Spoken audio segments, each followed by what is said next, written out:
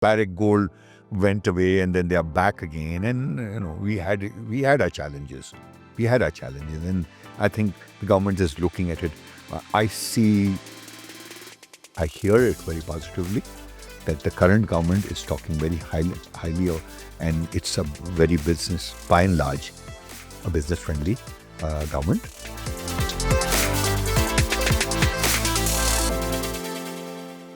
Today on our show, we are joined by Sameer Dosal. He is the president of the Canada-Pakistan Business Council. He's based in Toronto, and he's been very gracious to take some time out of his trip in Karachi to talk to us. Welcome, sir.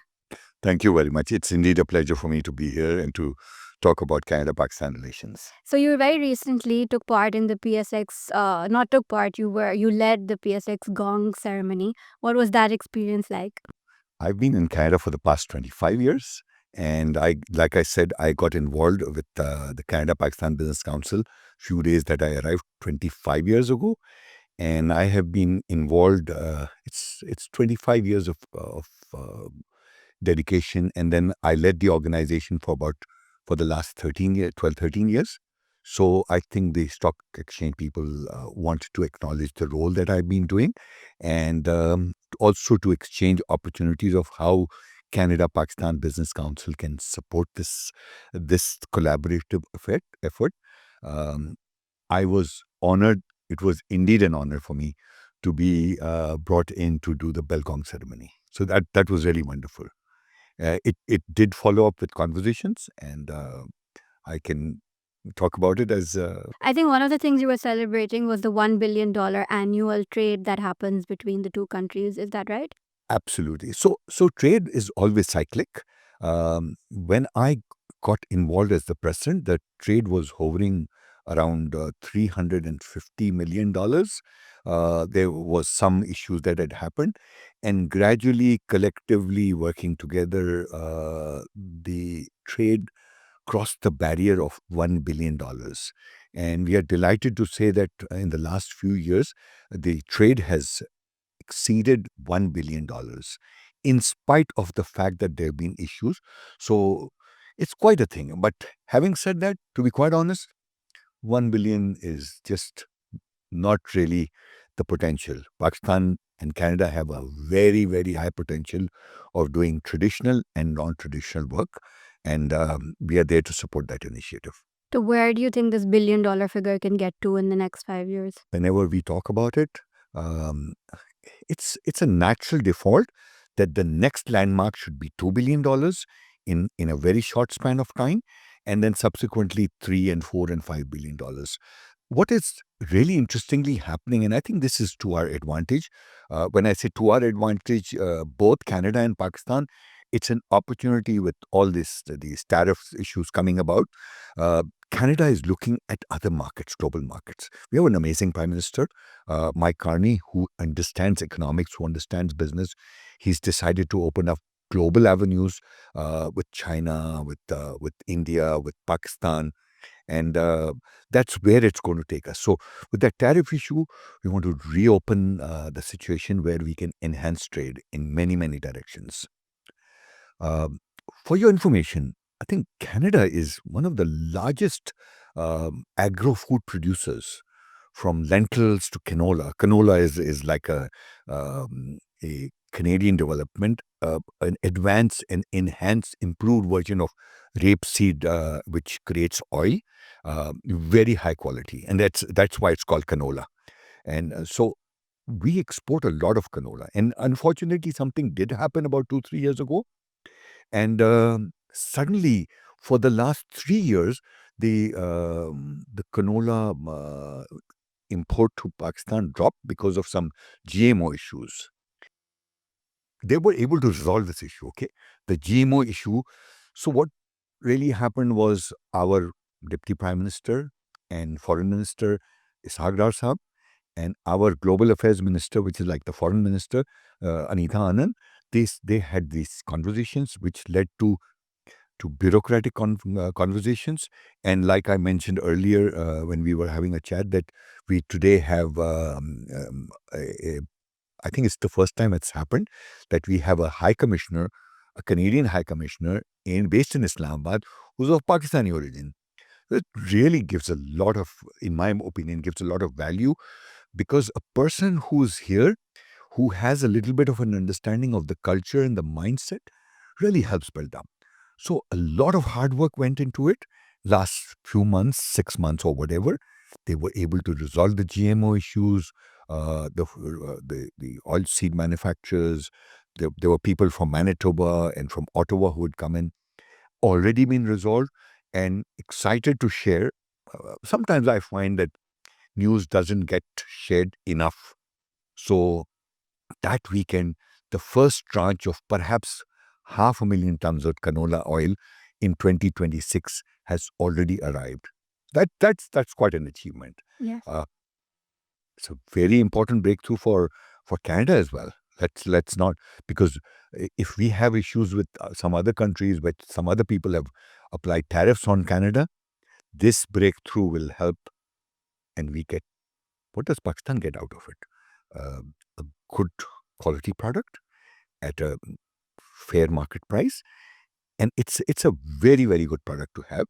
And what happens at the end of the day is, the way I believe, is that we go back to building up good relationship between Canada and Pakistan. So how can we take this relationship further? And is the government, you find that they're cooperative? I'm looking at 2026 as a very, very positive year.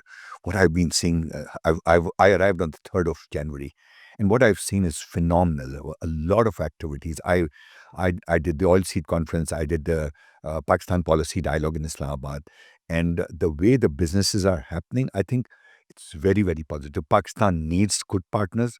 I I pitch to our government, and I pitch to our business people that Canada has always been a good friend to Pakistan. And my pitch to my people in Pakistan, the business community and the government, I pitch to them that, listen, revisit and enhance your relationship with Canada. What does it get to you is an opportunity to engage with one of a topmost respected G7 non-controversial country like Canada. And that's where we need to go. We need to build up upon those relationships. We are in the process of formally launching. It's called the Canadian Alliance for Trade. Okay. And I want people to know it's kind of a one-stop shop where you will be able to see what the trade opportunities are, what the different bilateral trades that have happened. And we don't see a bilateral arrangement between Canada and Pakistan. I know that Ishaq Dar Sahab and other people have mentioned that they are having these conversations to have certain special relationship with Pakistan as well. So it's a lot of things are happening. So I think earlier when we spoke, there's a few things that I understood that Canada and Pakistan can work together for. There was the franchises, auto parts, IT and AI, and education, and mining. Right. So a lot of stuff. So let's start with franchises. There's Tim Hortons. Okay, everyone's really excited. It's opened recently in Karachi, Yes. and I think it started in Lahore.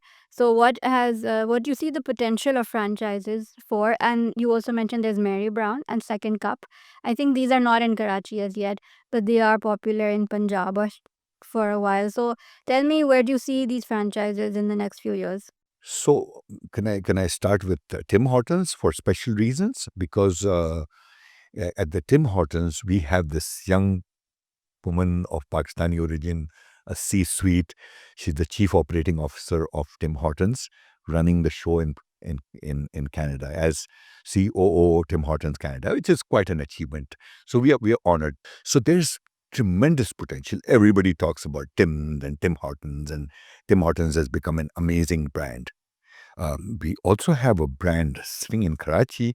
People don't know anything about Tim Hortons, the Second Cup. I remember 12, 13 years ago when this gentleman called Asim Majid, whatever the company name is, he took over this franchise and we facilitated something or the other. We had this relationship, and they were asked to set up 20 franchises in 10 years. So yeah, he at the 10th year celebration, he turned around and said, "Samir bhai, can you come?" I said, "No, I just returned." He said, "Can you give a recording?" So I did give a recording to congratulate them that in 20 years, in 10 years, you were able to do 50 plus franchises Oh, cool. in the northern part. Ah. Unfortunately, there's only one franchise, and I'm not even sure. Um, so I think Karachi is ready now. I think Karachi is so versatile, and it has the opportunity to absorb so many things. So I see that now they are very keen to launch the next 10, 15 or whatever in Karachi and Sindh, hotels, hospitals, whatnot. I think the same thing Tim Hortons is thinking of doing and will be doing. Another brand that has come in is a very nice, exceptionally good chicken chain, called Mary Brown. Mary Brown has already been launched. In fact, I'm going to Islamabad for one of the ribbon cutting ceremonies, and I might not be here for the flagship, which is going to happen after Eid, where the Canadian High Commissioner Tariq Ali Saab is going to do the formal, because that's a huge.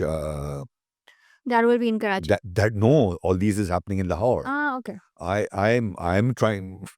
I'm a little wanting to be a little biased about it, being a Karachi. I feel that, and I understand Karachi. I understand the Karachi business people. Not to say that I don't understand.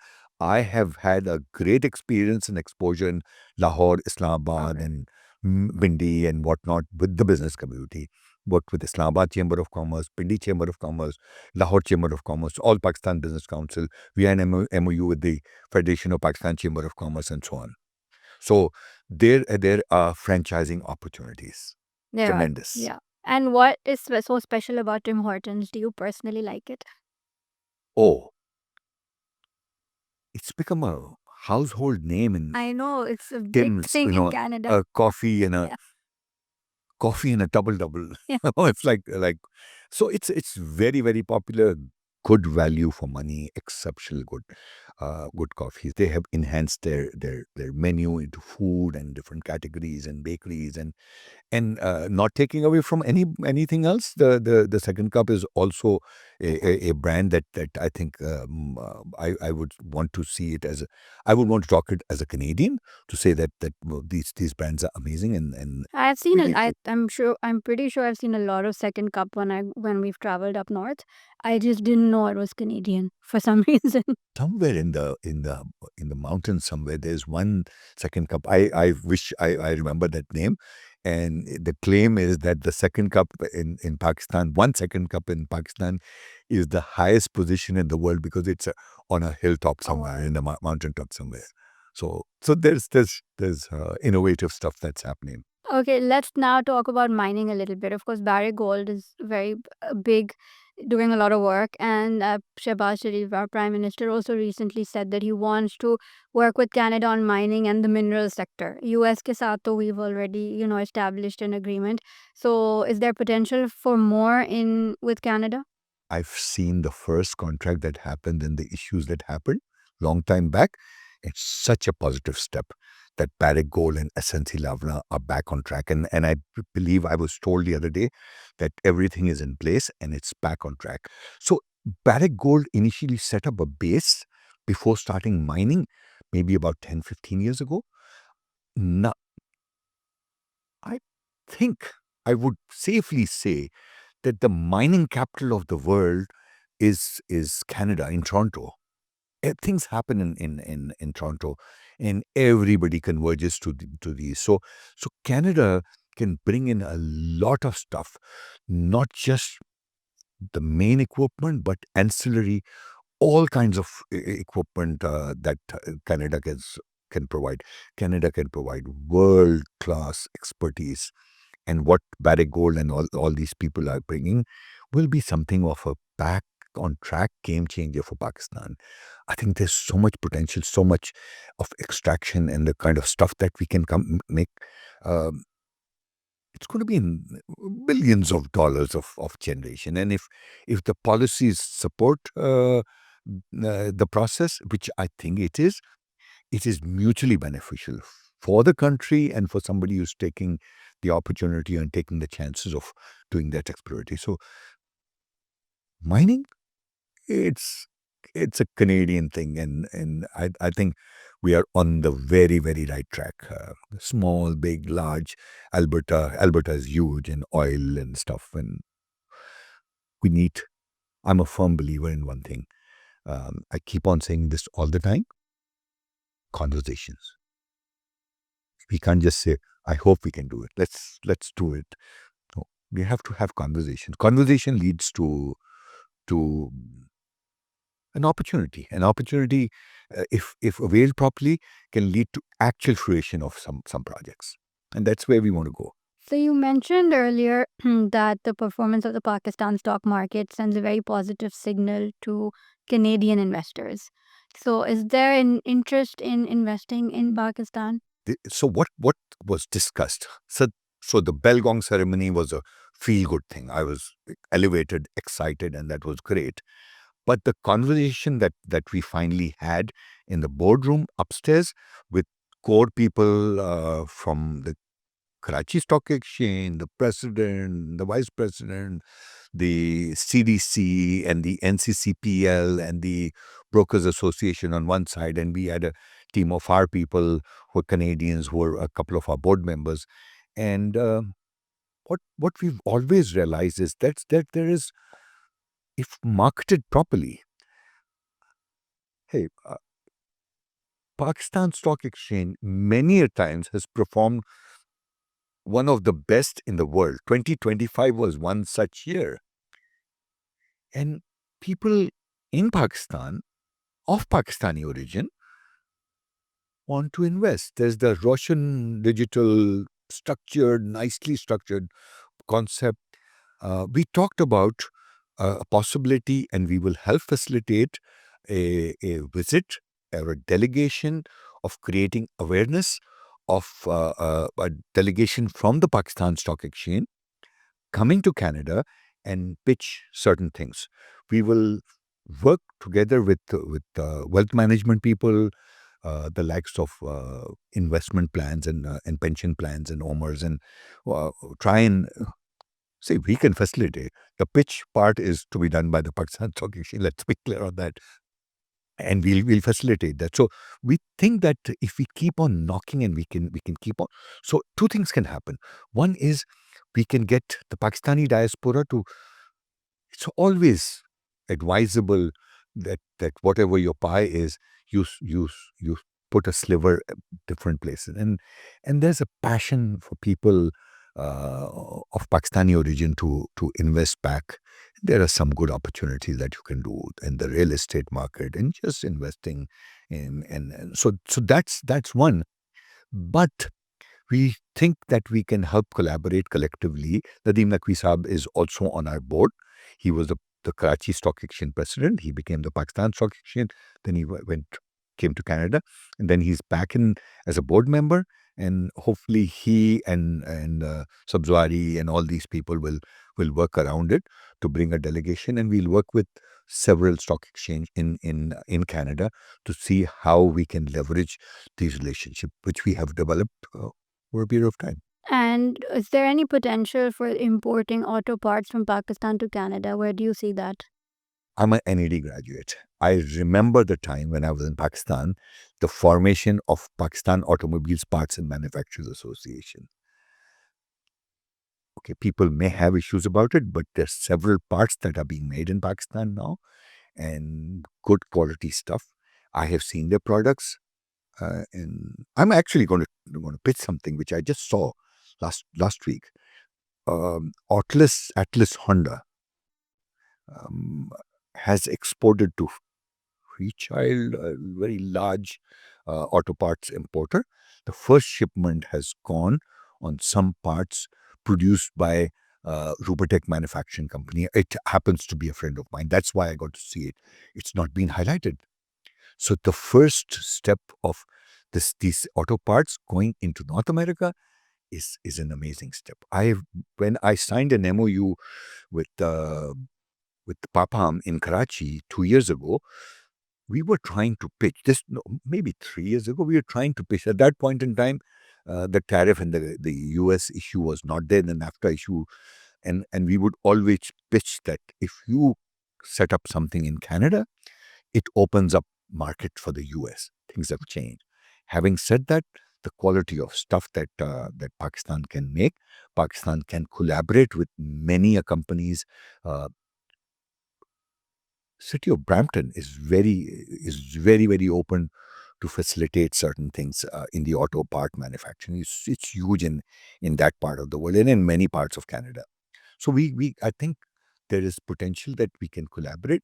The the typical way I feel is that you start off with sending trial orders, and then you create collaborations with Canadian counterparts, and you build up your own expertise. I give a lot of credit because I see the auto parts manufacturers what they have achieved. You can criticize them because of uh, the auto industry still lagging behind the commitment, but there is opportunities, and again 2026 and beyond look a good year for Pakistan in the auto sector as well. Okay, and there's a lot of talk about AI generally in the whole world. So and IT. So you mentioned IT and AI. Maybe we can do some work together. There's so much potential. We don't even know where we are going with AI. We can collaborate. One success story, which is in the making and it's building up, that just not too long ago, we were able to bring the Vice Chancellor of TMU, Toronto Metropolitan University. For a lot of people, this would be Ryerson because of issues that happened in Canada. They changed the name to TMU, and we were able to get the Vice Chancellor, Dr. Lachmi, come in and sign an MOU with one of the leading universities, for which I am proud. I'm an alma mater, my alma mater, NED University of Engineering Technology. I was there talking to them yesterday, and we said we will work and build up upon the MOU. So there's this stuff in education, in IT, in AI, and the downstream where TMU is also involved, and several other universities. It's not just one. What is it that Canada can give to the rest of the world, not just Pakistan, but rest of the world? And I, realized, amongst other things, we have a great quality education, good standards. And so fast forward, just before COVID, we launched what's called the Canada Pakistan Council for Education. So we are trying to connect various universities from Pakistan, various technical institutions. We are talking of um, technology, skill development. We've talked with Hunar Foundation. We've talked. Algoma University was here, and IBU wants to come in, and Brock wants to offer certain support system, and TMU is there, and that's something to build upon. And I would be remiss if I did not talk about why education is such an important part of it. And bear with me because this is personal, but everything that one does in one's life has to come out from within. So today, while I'm sitting here, my wife and her twin sister is taking care of my mother-in-law, her mother, who's 102 years old. She lives with us in Canada. Okay. It's an honor and a blessing for us. She was the founding principal of Habib Girls School about 65, 67, 68 years ago. And if you could give us a summary of how you've seen Pakistan-Canada relations over the 25-year period that you've been present, or that you've been involved with the Canada-Pakistan Business Council. We are supporting the Pakistan Export Board, myself and several of our members who are part of the system over here, support working with Pasha. It's Pasha has matured tremendously in this. Pasha is the Pakistan Software House, Yep. and that's really great. And I think um, one success story which we don't talk about is there's a company in Pakistan called Contour Software. It is a fully owned subsidiary. It was started by a young Pakistani origin. Well, it was headed by, not started by, it was bought over by this huge conglomerate. Jinki share prices is over $5,000 in Toronto Stock Exchange, over $5,000 or thereabouts. This is a fully owned subsidiary of that company run by a young man, relatively young, मैं कह रहा हूँ. His name is Syed Bilal Mahmood. They've been supporting the Canada-Pakistan Business Council and we've been supporting them. And they hire over 2,000, 2,500 professionals based in Pakistan. So this is an amazing story. All these people are based in Pakistan. They don't even need to go out. But this is helping Pakistan earn stock foreign exchange. 2,500. They are professional IT people. They are professional accountants and stuff like that. I think I just forgot to mention one thing. Mining we spoke about, of course, but what about the minerals sector? Is there any potential for, is Canada interested in our minerals? I think if we start off with Barrick Gold and doing that, my philosophy is I've looked at it this is the way I see it, that when two governments agree on being positive towards each other and opening avenues, realize one thing. It's very important that nobody is suggesting that the governments do business within. There may be opportunities, there may be structures, and when you want to provide guarantee and PIA and whatever, all that kind of stuff. But I think the business community needs to do business community. But when the message is now going very positively, lot of people will show interest in coming to Pakistan in many mining sectors, small and large. So there's appetite for that. I see that appetite, and it's doesn't happen. Let's do it, and that's done. And it's a long conversation, a long process. And if here, Barrick Gold went away, and then they are back again, and we had our challenges. We had our challenges, and I think the government is looking at it. I hear it very positively that the current government is talking very highly, and it's a very business, by and large, a business-friendly government. And I think the advantage to whoever listens to this podcast is to take advantage of this, both here and in Canada and the rest of the world, wherever the podcast goes, right? Is there any specific initiative you would like to see from the government or from the Pakistan business community? So we need to enhance the role of the Board of Investment. There was on a regular basis, we used to bring delegations and we were hosted by the Board of Investment. That there's been a little bit of a gap. I think we need to start working with the Trade Ministry, the international trade investment opportunities, so that realize one thing. It's important that when I talk to a government, they will want to sell their product. When I talk to the other government, they will want to sell their product.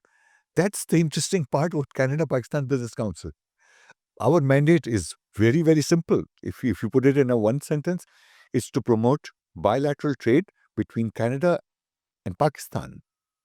When all these things happened, when we were struggling with Pakistan and being out of the Commonwealth and sometimes sanctions up and down, so we made an effort, and I said, it's got to be different. So we need to slightly enhance our vision. So he said, let's call it developing trade between Canada, Pakistan, and beyond, because there are opportunities. We have got a very, very good rapport with the Turkish community. We've signed an MOU. We get a lot of support system from the government or the Council General in Turkey, and a lot of people who come to our events and connect with our people, and our people go to their events. We collaborate and try and open avenues for our network. So that's where the role of Canada-Pakistan Business Council comes in. So Pakistan has a really good now ecosystem of startups, lots of young people, entrepreneurs, new ideas. Are Canadians interested, do you think, VCs, etc., in investing in those? Maybe There are some opportunities that I remember that I was talking to the Brampton Economic Development, and they have some programs that they can facilitate. They can provide some workspace and some collaborative efforts for Pakistani startups and entrepreneurs. There are the likes of Mars that we have to work towards them to collaborate with Canada and use our startups gain access to the rest of the world. And coming into Canada gives you that. It changes perspective. But just sitting out. I've been talking to a lot of people, and I think there's a lot of appetite. Lot of people are wanting to do something in Pakistan at different levels. So there levels at at at a smaller level, individual level. People want to do. There are young, smart business entrepreneurs who are doing very well, and they have a. So you have to have a better and a good understanding of how to start to do a startup, right? It's very, very, very, very important.